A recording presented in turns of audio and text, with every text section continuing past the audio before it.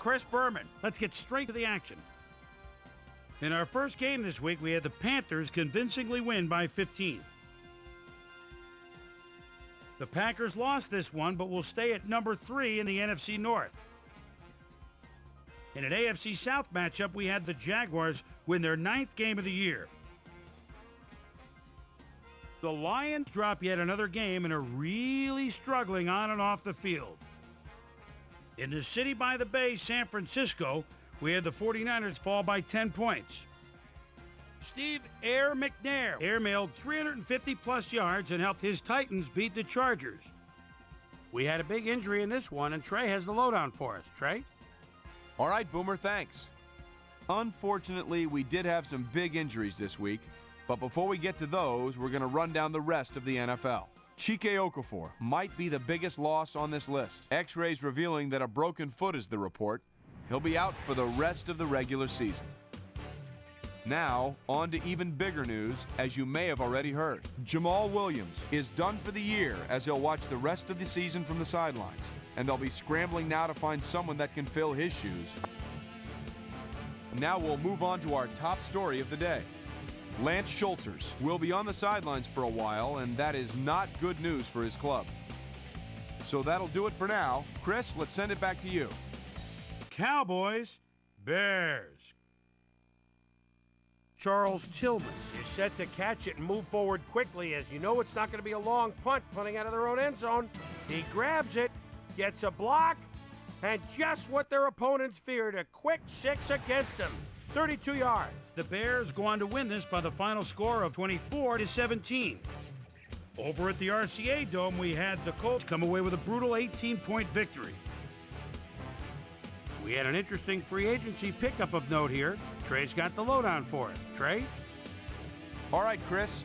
Let's switch gears and talk about players that'll have new homes in the National Football League, as free agency continues to play such a huge role in determining a team's makeup.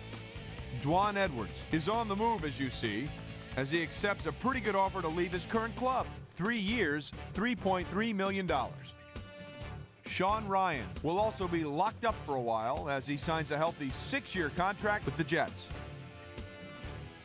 Jashawn Sykes will have a new place to call home as he accepts a new contract. 3 years, $2.3 million. The Dolphins got 300-plus yards from their offense in their victory at Invesco Field at Mile High.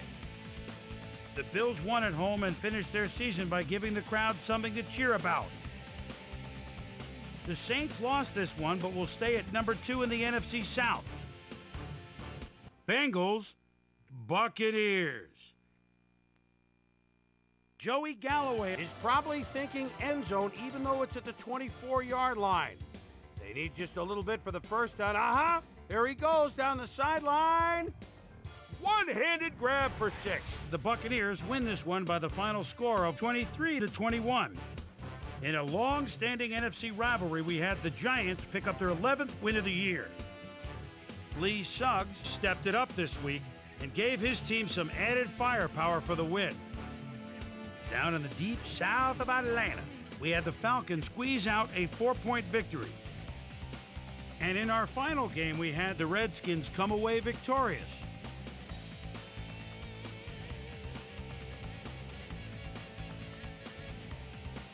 Meanwhile, let's take a look at how things stand over in the NFC. So the playoff matchups are set in stone, and we should have a few games that put the Wild into Wild Card Weekend. And that'll do it from here. Chris, let's send it back over to you. And then there were 12, the playoffs, right around the corner, which means it's time for our regular season awards. But first, my primetime players. The final round of game balls go to these Warriors, each with a standout performance in the final game of the regular season.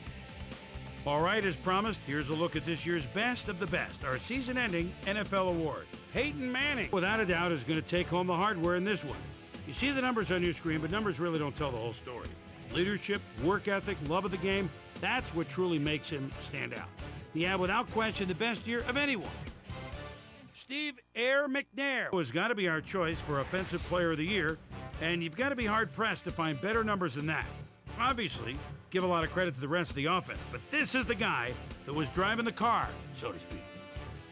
Teddy Bruschi gets the nod as our Defensive Player of the Year. I think when you look at this award, you think of guys that can really excel against either the run or the pass. But this guy can do both. What a year he had.